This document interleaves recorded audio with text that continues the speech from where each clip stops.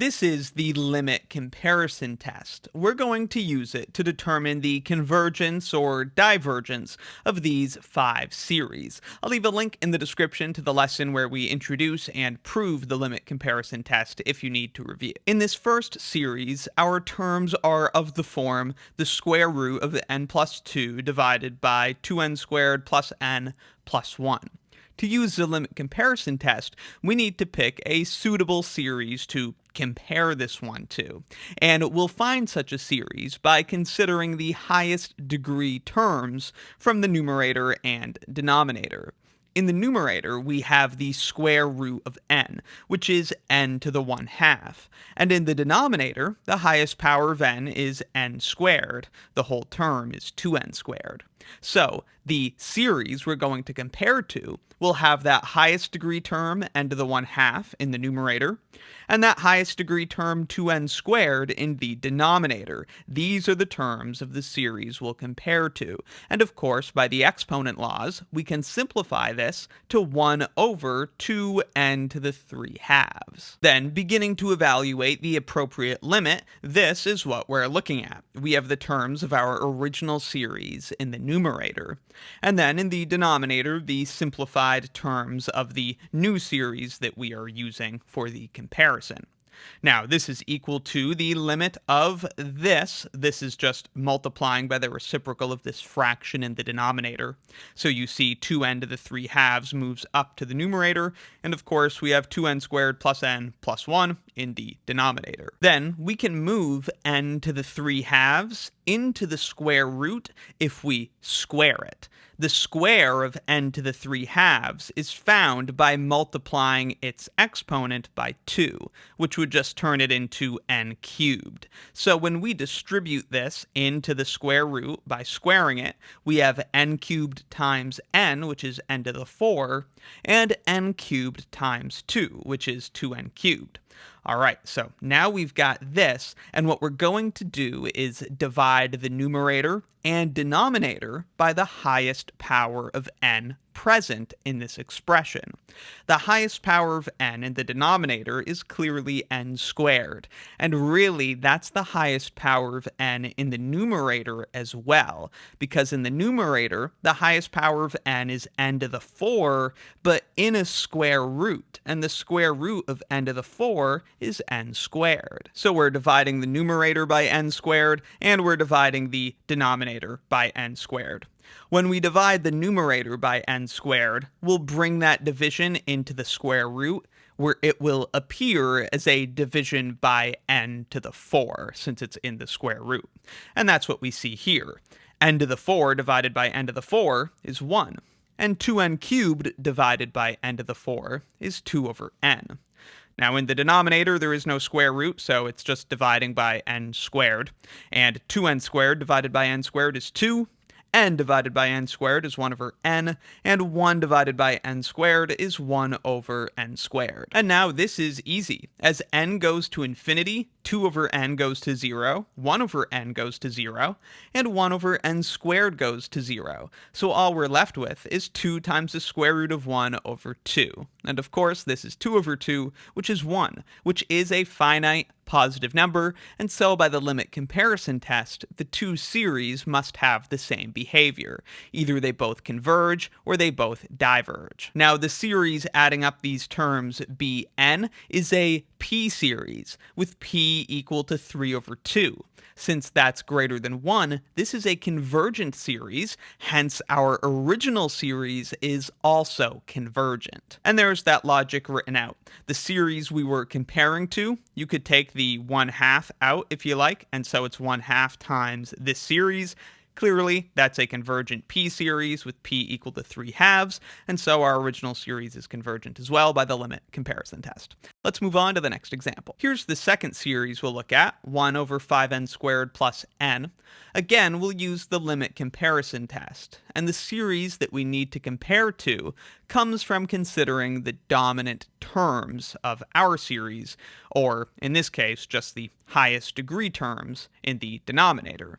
In the denominator, the highest degree term is 5n squared, so the series we'll use to compare to is 1 over 5n squared. 1, of course, is the only thing in the numerator, so that's all we have there. Let's go ahead and start evaluating the limit. And here's what that looks like. We have the limit as n goes to infinity of terms of our original series divided by terms of this new series. Now, dividing by 1 over 5n squared is the same as multiplying by 5n squared over 1. So this is equal to this. 5n squared divided by 5n squared plus n. Now, just like in the previous example, we'll divide the numerator and denominator by the highest power of n. In this case, that's n squared. So we're dividing the numerator and denominator by n squared, and that's going to make things simplify very nicely. 5n squared divided by n squared is 5. 5n squared divided by n squared is 5, and n divided by n squared is 1 over n. As n goes to infinity, 1 over n goes to 0, and so we're left with 5 over 5, which is equal to 1. Of course, that's a finite positive number, and so the behavior of our series must be the same. Either they both converge or they both diverge. But the series we use to compare to is once again a p-series with p greater than 1, and so the series we were comparing to is convergent, so our original series is also convergent by the limit comparison test. In this third example, we're looking at 3 over 4 to the n plus 2. Again, we'll use the limit comparison test, and to construct the series we're comparing to, we want to take the dominant terms from the numerator and denominator. In the numerator, we just have a constant, so we could take that constant, 3, and put it in the numerator for the series we're comparing to, or we could just put a constant of 1. In the denominator, clearly the dominant term is that exponential 4 to the n, and so that's what we'll have in the denominator of the series we are comparing to. And we'll follow a similar progression as in the previous examples. We have the limit as n goes to infinity of the terms of our original series divided by the terms of our new series. Now, dividing by 1 over 4 to the n is the same as multiplying by 4 to the n over 1, so this is equal to this. Then what we'll do is divide the numerator and denominator by the dominant term, which is this 4 to the n. So divide the numerator by 4 to the n and divide the denominator by 4 to the n. Now in the numerator, when we divide 3 times 4 to the n by 4 to the n, the 4 to the n's cancel out, and we are just left with 3. In the denominator, when we divide 4 to the n by 4 to the n, we get 1, and when we divide 2 by 4 to the n, we get 2 over 4 to the n. Thus, all we're left with as n goes to infinity is the 3 and the 1, because as n goes to infinity, 2 over 4 to the n is going to go to 0. So we're left with 3 over 1, which is 3, and of course that is a finite positive number, so these two series must have the same behavior. The series we were comparing to is a convergent geometric series with r equal to 1/4, that's less than 1, so it is convergent. And so our series is also convergent. Let's move on to the next example. Next, we're looking at this series, 1 over 5n plus 4 to the power of 10. Again, we'll use the limit comparison test, and in order to construct the series we're comparing to, we want to consider the dominant terms. In the numerator, we just have a constant, so we'll just put 1 there. And in the denominator, we have 5n plus 4 to the power of 10. If you were to expand this, the highest power of n would be n to the 10. Of course, it would have some big coefficient, but the highest power would be n to the 10. So in our series we're comparing to, we will put n to the 10 in the denominator. Here's the relevant limit. Terms of our original series divided by terms of the series we are comparing to. Dividing by 1 over n to the 10 is the same as having n to the 10 in the denominator, so this is equal to this. And then what we have going on here is a ratio of polynomials of the same degree. We could divide the numerator and denominator by the dominant highest degree term, which is n to the 10. But since this has a power of 10 in the denominator, to actually write out all those details would be a big pain. Much easier to just recognize that since the degree of the polynomial in the numerator is equal to the degree of the polynomial in the denominator, the limit, as n goes to infinity, is going to be the ratio of the leading coefficients. The coefficient of the end of the 10 in the numerator is 1.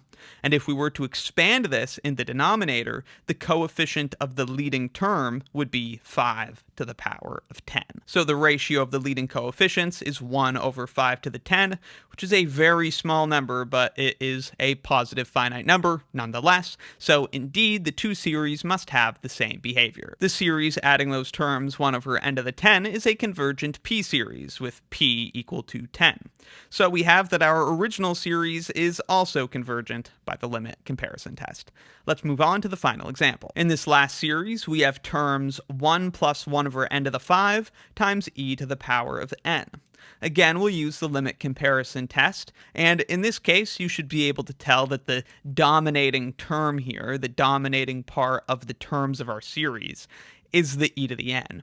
As n goes to infinity, this part, 1 plus 1 over n, is just going to approach 1. So really, it's e to the n here that's doing most of the work. And that's why we would choose e to the n as the terms of the series we are comparing to. Now let's look at the relevant limit. Here's the limit of terms of our original series divided by terms of the new series. Now the e to the n and the e to the n cancel out, and we're just left looking at the limit of 1 plus 1 over n to the 5 as n goes to infinity. As n goes to infinity, 1 over n goes to 0, so this is just 1 to the 5, which of course is just 1. That's a finite positive number, and so the behavior of the series is the same. They must both diverge. We know the series we're comparing to, the sum of those terms e to the n, is divergent because it's a geometric series with r equal to e, which is certainly greater than 1.